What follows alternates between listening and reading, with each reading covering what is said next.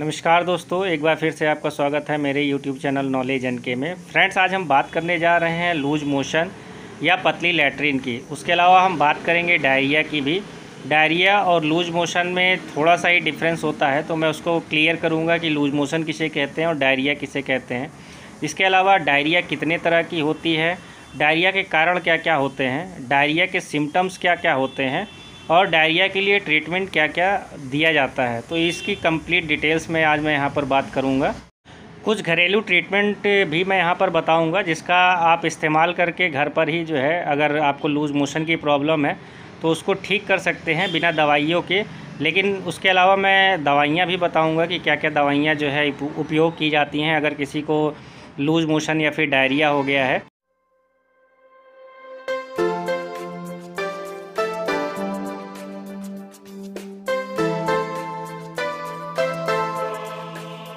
Diarrhoea किसे कहते हैं, तो अगर किसी को लूज मोशन दिन में 3 बार से ज़्यादा हो रहा है, यानी 3 बार से ज़्यादा उसको पतली लैट्रिन हो रही है पानी की तरह, तो इसको डायरिया बोलते हैं। अगर 3 बार से कम अगर किसी को लूज मोशन की समस्या है तो फिर ये डायरिया नहीं होता। कभी कभी जो है डायरिया के केस में वॉमिटिंग भी होती है, तो ये सीरियस केस होता है। तो डायरिया के साथ साथ जो है जो एंटी वॉमिटिंग मेडिसिन्स होती हैं उनका भी इस्तेमाल किया जाता है। अब डायरिया कितने तरह का होता है, तो जनरली डायरिया जो है 2 तरह का होता है। एक्यूट डायरिया होता है और दूसरा क्रोनिक डायरिया होता है। एक्यूट डायरिया जो होता है वो आपका 1 या 2 दिन में ख़त्म हो जाता है, लेकिन अगर क्रोनिक डायरिया है तो ये लंबे समय तक खिंचता है। कभी कभी ये 3 से लेकर 4 हफ्ते तक खिंचता है, तो इसको बोलते हैं क्रोनिक डायरिया। अब डायरिया जो लूज मोशन है या डायरिया है, इसका कारण क्या होता है, तो लूज मोशन या डायरिया जो है उसके बहुत सारे कारण होते हैं और कारण के बेस पर ही जो है इलाज जो है डिसाइड किया जाता है। कारण कौन कौन से हो सकते हैं, तो इसमें सबसे पहला कारण हो सकता है वायरस। अगर डायरिया का कारण जो है वायरस है तो इसमें जो है फिर एंटीबायोटिक्स मेडिसिन का इस्तेमाल नहीं किया जाता है। और जो उसके अलावा और क्या कारण हो सकते हैं, ओवर ईटिंग, यानी आपने ज़्यादा खाना खा लिया जिसकी वजह से आपको जो है डायरिया की प्रॉब्लम हो गई। इसके अलावा जो है बैक्टीरिया भी जो है आपके डायरिया कॉज कर सकता है। फ्लू जो है ये भी आपको डायरिया कॉज कर सकता है। वर्म्स जो हैं ये भी आपको डायरिया कॉज कर सकते हैं। इसके अलावा जो है पैरासाइट आपको डायरिया कॉज कर सकते हैं। प्रोटोजोआन्स हैं, ये जो है डायरिया कॉज कर सकते हैं। उसके अलावा कुछ चीज़ों की एलर्जी होती है लोगों को, तो अगर वो चीज़ ले लेते हैं तो एलर्जी की वजह से उनको डायरिया की प्रॉब्लम हो जाती। तो ये जो भी चीज़ें मैंने बताई, ये हो सकता है आप कंटामिनेटेड कोई फूड का आपने लिया हो, खाया हो, तो उससे ये सारी चीज़ें आपके बॉडी में पहुंच गई हों, या फिर कंटामिनेटेड वाटर जो है आपने इस्तेमाल किया हो, उसके ज़रिए ये सारी चीज़ें आपके बॉडी में पहुंच गई हों, तो इससे जो है आपको लूज़ मोशन या डायरिया की प्रॉब्लम स्टार्ट हो गई हो। इसके कुछ और भी कारण होते हैं, जैसे कुछ मेडिसिन्स लाइक एंटीबायोटिक का अगर आप ज़्यादा दिन तक इस्तेमाल करते हैं तो उससे भी जो है लूज़ मोशन या डायरिया की प्रॉब्लम हो जाती है। कुछ दवाएं ऐसी है जिसमें मैग्नीशियम पाया जाता है, तो मैग्नीशियम की वजह से भी जो है डायरिया किसी किसी को हो जाता है। कुछ लोग कुछ ऐसी चीज़ें खा पी लेते हैं जिनसे उनको एलर्जी होती है। जैसे एग्जांपल के लिए ले लीजिए, तो बहुत सारे लोगों को जो है डेयरी प्रोडक्ट से एलर्जी होती है, तो जब वो उसको ले लेते हैं तो फिर उनको जो है लूज़ मोशन या फिर डायरिया की समस्या हो जाती है। इसके अलावा अगर किसी के एब्डोमेन की सर्जरी हुई है तो उनको भी डायरिया की प्रॉब्लम कई बार आती है। ये ऐसा इसलिए होता है क्योंकि जो है उनके अंदर से फूड आइटम जो है वो तेज़ी से इंटेस्टाइन से निकल के जो है नीचे की तरफ चले जाते हैं, जिससे उनको डायरिया की शिकायत बनी रहती है। तो ये कई सारे कारण होते हैं। अब जो है डायरिया अगर किसी को हो गई है या लूज मोशन हो गया है तो उसके लक्षण कौन कौन से होते हैं। पहला लक्षण जो होता है वो पतली लैट्रिन होना। अगर 3 बार से दिन भर में ज़्यादा लैट्रिन हो रही है तो फिर ये डायरिया होता है। जो दूसरा इसमें लक्षण होता है कि आपके पेट में क्रैम्प्स आएंगे, यानी ऐंठन होगी और दर्द होगा, तो ये दूसरा लक्षण हो गया। किसी किसी को डायरिया की वजह से फीवर भी आता है, तो ये तीसरा लक्षण हो गया। और डायरिया के केस में जो सबसे अहम चीज़ होती है वो होता है डिहाइड्रेशन। लगातार जो है पतली लैट्रिन होने की वजह से जो है डिहाइड्रेशन की प्रॉब्लम हो जाती है। और अगर एक बार डिहाइड्रेशन की प्रॉब्लम हो गई तो उसको मैनेज करना बड़ा ही मुश्किल हो जाता है। फिर जो है उसमें फिर आपका ड्रिप्स चढ़ती हैं और इंजेक्शन्स का इस्तेमाल किया जाता है। डायरिया के किसी केस में किसी किसी को वॉमिटिंग की भी शिकायत होती है। ट्रीटमेंट की बात कर लेते हैं, तो सबसे पहले मैं घरेलू ट्रीटमेंट बताऊंगा और उसके बाद फिर कॉज यानी कारण के बेस पर जो है मैं उसमें क्या मेडिसिन चलेंगी उसके बारे में यहाँ पर बताऊँगा। पर किसी भी मेडिसिन का इस्तेमाल करने से पहले आप डॉक्टर की राय ज़रूर लें, क्योंकि डॉक्टर ही समझ पाएगा कि आपके डायरिया या लूज मोशन का कारण क्या है, और फिर वो डिसाइड करेगा कि डोज़ कितनी चलेगी और उसका ड्यूरेशन क्या होगा। सबसे पहले घरेलू उपचार की बात करते हैं, और ये बहुत ही कारगर उपचार है, आप इसका इस्तेमाल करके देख सकते हैं। सबसे पहले आप 3-4 एप्पल लीजिए, यानी कि सेब, उसको बॉयल कर लीजिए, और इस एक एप्पल नमक के साथ जो है धीरे धीरे करके आप खाइए। एप्पल में एक चीज़ पाई जाती है पैक्टीन, और दूसरा जो है इसमें फ़ाइबर काफ़ी ज़्यादा अमाउंट में पाया जाता है। तो जब आप धीरे धीरे इसका इस्तेमाल करेंगे तो कुछ देर में आपको समझ में आएगा, कुछ घंटों में, कि आपका जो मोशन है, जो पतली लैट्रिन है, वो धीरे धीरे करके कम होने स्टार्ट हो जाती है। इसके साथ ही आप जो है दही का भी इस्तेमाल कर सकते हैं, या फिर केले का इस्तेमाल कर सकते हैं। तो ये बहुत ही कारगर तरीका है, एक बार आप इस्तेमाल करके ज़रूर देखें। इस ट्रीटमेंट के साथ में आपको घरेलू ORS भी लेना पड़ेगा। घरेलू ORS किसे कहते हैं? आप नींबू ले लीजिए, नींबू में नमक मिलाइए और चीनी मिलाइए, और इसको पानी में मिला के घोल लीजिए। इससे आपकी बॉडी में जो डिहाइड्रेशन की शिकायत स्टार्ट अगर हो गई होगी तो डिहाइड्रेशन नहीं होने पाएगा, क्योंकि डायरिया में सबसे ज़्यादा जो इम्पोर्टेंट होता है वो होता है आपको डिहाइड्रेशन को रोकना, क्योंकि अगर किसी को डिहाइड्रेशन हो जाता है तो फिर बहुत ज़्यादा समस्या हो जाती है। तो आप घरेलू ORS का भी इस्तेमाल करें। इसके साथ कुछ और घरेलू चीज़ आप इस्तेमाल करिए, जैसे आप पानी लगातार पीते रहिए। आप इससे मत डरिए कि आपको जो है लैट्रिन ज़्यादा हो रही, पानी पिएंगे तो लैट्रिन और ज़्यादा हो जाएगी। आपको पानी लगातार पीते रहना है, जिससे आपका डिहाइड्रेशन ना हो। इसके अलावा आप जो है कुछ चीज़ें और ले सकते हैं, जिससे आपका फ्लूइड और इलेक्ट्रोलाइट बैलेंस आपकी बॉडी में बना रहे। इसमें जैसे आप फ्रूट जूस ले सकते हैं, आप इलेक्ट्रॉल जो है पी सकते हैं। इलेक्ट्रॉल के अलावा आजकल लिक्विड इलेक्ट्रॉल भी आने लगा है, तो आप उसको बड़ा ईज़िली जो है ले सकते हैं। उसके अलावा नारियल पानी आप पी सकते हैं, दाल पानी पी सकते हैं, सूप पी सकते हैं, जूस पी सकते हैं। तो ये सब आपके बॉडी में इलेक्ट्रोलाइट के बैलेंस को कम नहीं होने देगा। इन सब चीज़ों के साथ आपको हल्का खाना लेना चाहिए, जिसमें मसाला ना हो, ऑयल कम हो, और उसके अलावा जो है इसमें फ़ैट काफ़ी कम हो। जैसे आप खिचड़ी एक एग्जांपल ले सकते हैं, तो आप खिचड़ी का इस्तेमाल कर सकते हैं।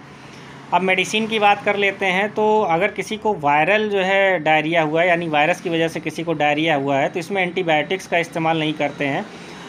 इसमें जो चीज़ें इस्तेमाल की जाती हैं उसको मैं बता देता हूँ। सबसे पहले आपको अगर डायरिया की प्रॉब्लम है तो आपको अपना जो है डिहाइड्रेशन रोकना पड़ेगा। डिहाइड्रेशन रोकने के लिए मैंने पहले ही कई सारी चीज़ें बता रखी हैं। आप ORS का इस्तेमाल करिए, लिक्विड ORS ले सकते हैं, या कुछ ORS जो है लिक्विड नहीं आते हैं, जैसे इलेक्ट्रॉल है, आप उसको पानी में घोल के लगातार पीते रहिए।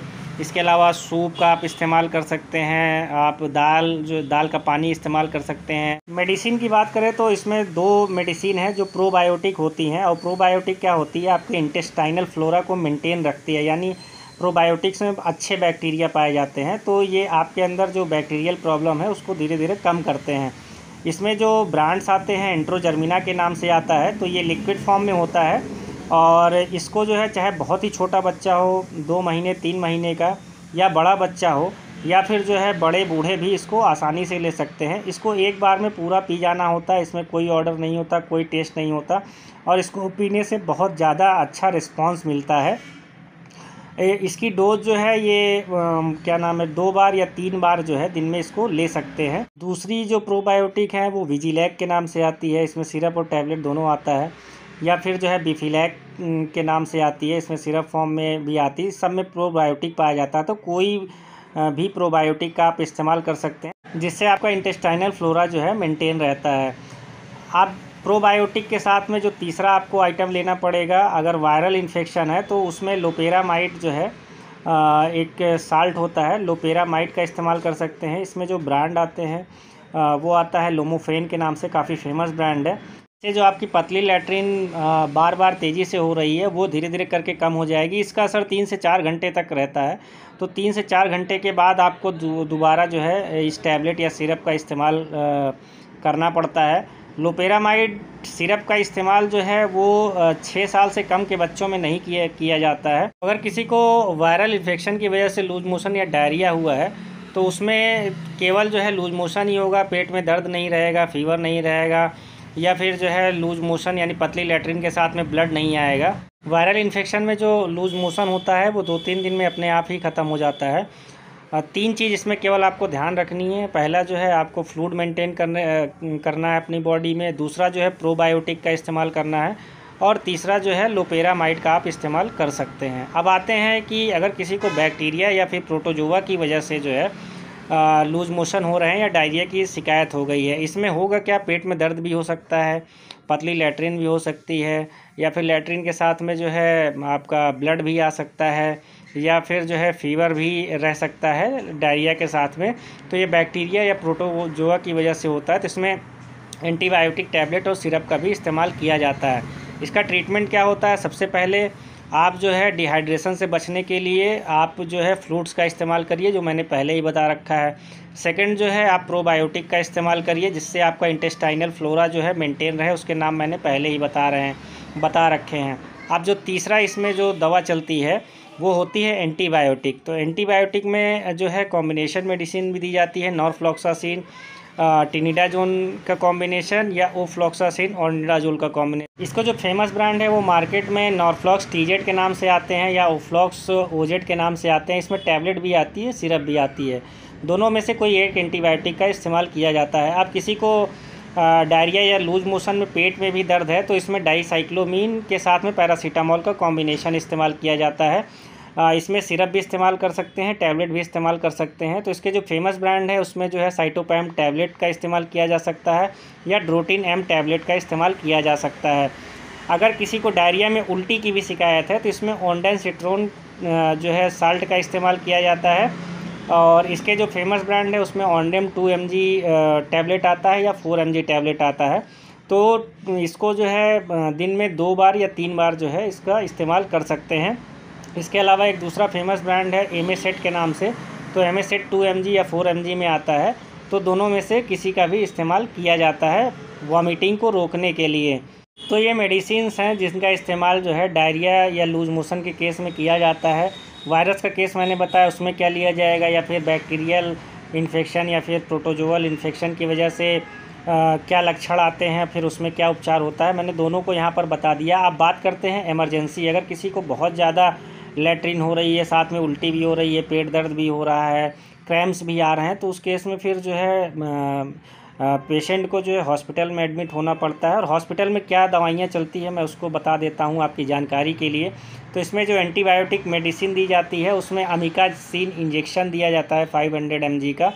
ये जो है ड्रिप में चढ़ता है, इसको दिन में 1 या 2 इंजेक्शन का इस्तेमाल किया जाता है। इसके साथ में सिप्रोफ्लॉक्सासिन का इंजेक्शन भी दिया जाता है ड्रिप में, और ये दिन में 1 इंजेक्शन या 2 इंजेक्शन इस्तेमाल किया जाता है। पेट में दर्द को कम करने के लिए डाइसाइक्लोमीन का इंजेक्शन दिया जाता है या फिर डाइक्लोफिनेक का इंजेक्शन दिया जाता है, जिससे क्रैम्प्स और दर्द जो है व्यक्ति का ख़त्म हो सके। इसमें जो फेमस ब्रांड आते हैं आपका वोवेरान इंजेक्शन है।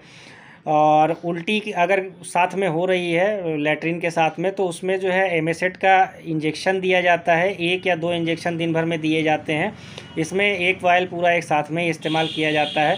पानी की कमी को दूर करने के लिए या इलेक्ट्रोलाइट को जो है बैलेंस को बनाने के लिए जो RL दिया जा सकता है या DNS दिया जा सकता है या NS दिया जा सकता है। तीनों में से किसी का भी इस्तेमाल जो है 500 ml बॉटल में 1 बॉटल या 2 बॉटल का इस्तेमाल डॉक्टर कर सकता है। तो फ्रेंड्स, ये सारे ट्रीटमेंट ऑप्शन हैं। मेरे द्वारा दी गई जानकारी आपको कैसे लगी आप कमेंट बॉक्स में कमेंट करके ज़रूर बताइएगा। या आपके मन में कोई सवाल चल रहा हो लूज मोशन या डायरिया को लेके, तो आप मेरे कमेंट बॉक्स में कमेंट करके पूछ सकते हैं। और वीडियो अगर आपको पसंद आए तो लाइक एंड शेयर करना ना भूलिए। चैनल पर नए हैं तो चैनल को सब्सक्राइब करना ना भूलें। आपका बहुत बहुत धन्यवाद।